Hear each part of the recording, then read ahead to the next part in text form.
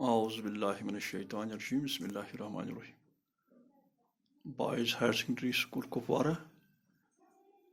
جماعت 11ویں مضمون اردو موضوع سلک روٹ مصنف عبدالغنی شیخ 11ویں جماعت کے طالب علموں السلام علیکم۔ تو ہمارا آج کا موضوع جو ہم نے پہلے بھی پڑھا ہے اور ہم نے کلاس میں بھی اس میں یہ کہ کچھ حصے پڑھے ہیں اس میں۔ تو موضوع ہمارا ہے سلک روٹ، تو اس کا مصنف عبدالغنی شیخ ہے۔ تو یہ سبق شرح ابریشم کے متعلق ہے جو حضرت عیسیٰ سے قبل بھی یہ روٹ موجود تھا۔ تو اس روٹ سے وسط ایشیا سے لے کر روم تک لوگ سفر کرتے تھے۔ تو آج ہم اس کا اگلا پیرا پڑھیں گے۔ تو اس میں کچھ نئے الفاظ ہیں جو میں نے بورڈ پر لکھے ہیں، تو آپ اگر غور سے دیں گے تو برآمد، تو برآمد ملک سے باہر جانے والی اشیاء، یعنی جو چیزیں ملک سے باہر جاتے ہیں ان کو برآمد کہتے ہیں، یعنی ایکسپورٹ۔ درآمد یعنی جو بیرونی ملک سے آنے والی اشیاء جو دوسرے ملکوں سے، اس کو درآمد کہتے ہیں۔ تو ناقوس، سنک جو ایک ساز کی طرح ہوتا ہے جو منہ سے بجایا جاتا ہے، جو ہندو لوگ اور دوسرے مذاہب کے لوگ پوجا کے وقت بجاتے ہیں، اس کو سنک کہتے ہیں۔ تو ناقوس، اسے ناقوس کہتے ہیں۔ سیاح، سیر کرنے والے، وزٹر۔ مصائب، مصائب، یہ مصائب ہے یہاں، مصائب یعنی کہ مصائب، مشکلات، دشواری، تکالیف۔ تو بدرو، بھوت پریت، بدرو بھوت پریت۔ نستوری، آتش پرستی، نستوری آتش پرستی، آگ کے پجاری، جو آگ کی پرست کرتے ہیں، جو آگ کی پوجا کرتے ہیں، ان کو نستوری کہا تھا۔ ماکزم، ایک قدیم ایرانی مذہب، ایران میں یہ مذہب ماکزم پہلے ہوا کرتا تھا، تو اسے ماکزم کہتے ہیں۔ تو اگر آپ پیج نمبر کا نکالیں گے،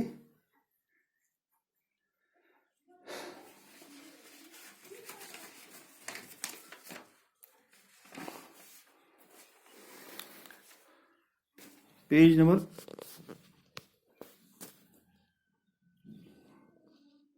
54، تو ہم آگے پڑھیں گے اس سے۔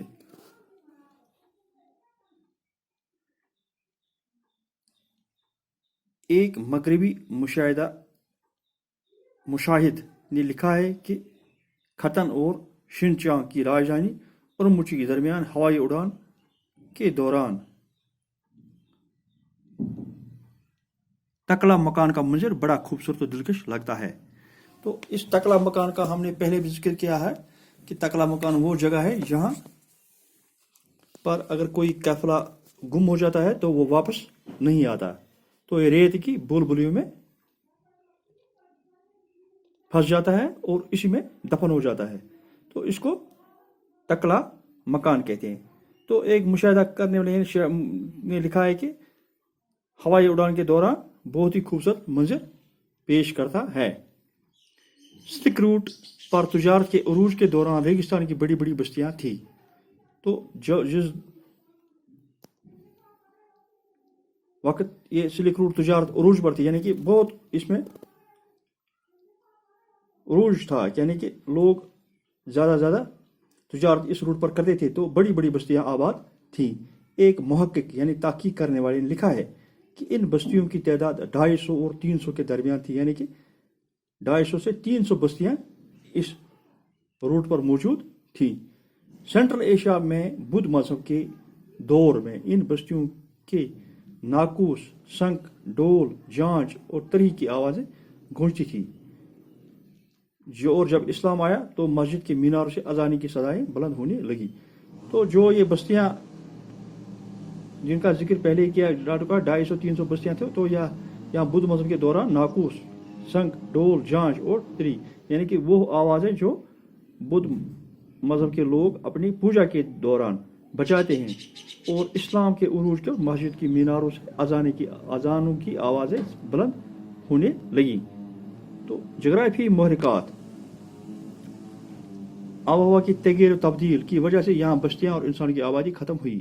تو آہستہ آہستہ جو آب و ہوا میں تبدیلی ہوئی اور یہاں بستیاں، انسانوں کی آبادی ختم ہونے لگی، دریاؤں کا رخ بدل گیا اور ان میں پانی گھٹ گیا، چشمے سوکھ گئے، ریت کے بگولے اٹھنے لگے، تو نگلستان ریگستان میں جذب ہونے لگے، یہ بستیاں زیر زمین دب گئیں۔ تو جغرافیائی تغیر و تبدیل کی وجہ سے جہاں پانی تھا نخلستان تھے، نخلستان اس جگہ کو کہتے ہیں جہاں پر ریگستان میں پانی اور زمین کا ٹکڑا ہوتا ہے، قطعہ ہوتا ہے جس میں درخت اور سبزہ اگتا ہے، تو یہاں بستیاں ہوتی ہیں، اس کو نخلستان کہتے ہیں۔ تو جب جغرافیائی تبدیلی ہوئی تو یہ بستیاں اسی میں زمین بوس ہو گئی۔ مغربی سیاح مارکو پولو نے اپنے سفر میں ریگستانی حصے کے سلک روڈ پر اپنے مصائب کا ذکر کرتے ہوئے لکھا ہے۔ تو مارکو پولو ایک مشہور مغربی سیاح ہے جس نے سفر نامے میں لکھا ہے کہ سفر کے اپنے جو مصائب، جن کا مشکلات کا ذکر کیا ہے، لکھا ہے کہ سفر کے پہلے 30 دن مشکل ترین تھے، کہ جو اس میں سفر پہلے 30 دن تھے وہ بڑی مشکل ترین ہے، یعنی کہ سخت مشکلات کا سامنا کرنا پڑتا تھا پہلے 30 دنوں۔ اس دوران ایک دن اور ایک رات سفر کرنے کے بعد پانی ملتا تھا، یعنی کہ ایک دن ایک رات سفر کرنے کے بعد ہی پانی ملتا تھا، یعنی کہ پانی کا یہاں دور دور پانی ملتا تھا، یعنی پانی کا بہت ہی کم مقدار میں پانی ملتا تھا۔ ریگستان میں عجیب و غریب آوازیں کے آنے کا تذکرہ ہے، جیسے موسیقی کے بہت سارے آلات بجائے جا رہے تھے۔ تو ریگستان میں چلتے ہوئے ایسی آوازیں آتی تھی، عجیب و غریب آوازیں، جیسے کئی موسیقی کے آلات ایک جا بجائے جا رہے ہیں، خاص طور پر ڈھولوں، دھماموں، ہتھیاروں کے ٹکراؤ کا گمان ہوتا تھا۔ تو جو اس پر جو لوگ سفر کرتے تھے تو وہ چلتے ہوئے مختلف آوازیں سنتے تھے۔ ہوائیں چلنے کی آوازیں زیادہ آتی تھیں، پہلے ان آوازوں کو بھوت پریتوں کا کام سمجھا جاتا تھا، اور ان مقامات پر مرنے والوں مسافروں کی بد روحوں کی کارستانی بتائی جاتی تھی۔ تو جو سفر کرنے والے ان راہوں میں سفر کرتے تھے تو جو مر جاتے تھے تو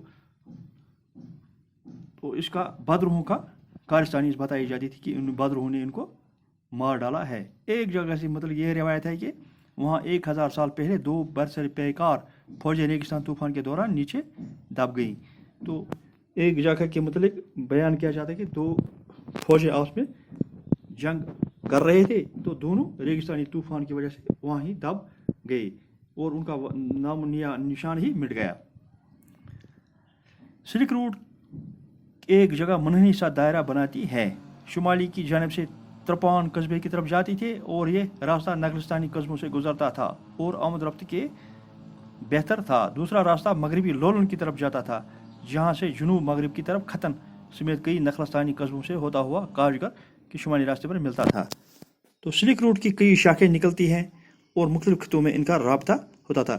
تو سلک روٹ کی بہت سی شاخیں نکلتی تھی جو مختلف جگہوں پر جاتی تھی اور مختلف خطوں کو ان کا رابطہ تھا۔ ایک اہم شاخ کاش گھر سے ہوتے ہوئے پاکستان زیر نگرین شمالی علاقہ میں داخل ہوتی تھی اور شمالی ہندوستان جاتی تھی۔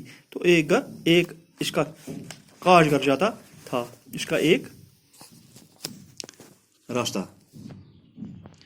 دوسری اہم شاخ کاش گھر کراکرم لیہ تجارتی راستہ تھا جو لیہ سے سری نگر جاتا تھا۔ تو دوسرا راستہ وہ تھا جو لیہ سے آگے جا کر سری نگر پہنچ جاتا تھا۔ اس راستے کو ٹریٹی روٹ بھی کہا جاتا ہے۔ اس راستے پر چینی ترکستان کا شہر یارکند نہایت عام تجارتی مرکز تھا۔ تو اس میں چینی ترکستان کا شہر یارکند جسے کہتے ہیں وہ اہم تجارتی مرکز تھا، یہاں پر بہت ہی تجارت ہوتی رہتی تھی۔ سلک روٹ کے ایک اور راستہ پاکستان کے شمالی علاقے میں آتا تھا، ہترا سے اس راستہ پر پڑتا تھا۔ اس راستے کو جبیں روٹ کا نام دیا گیا ہے۔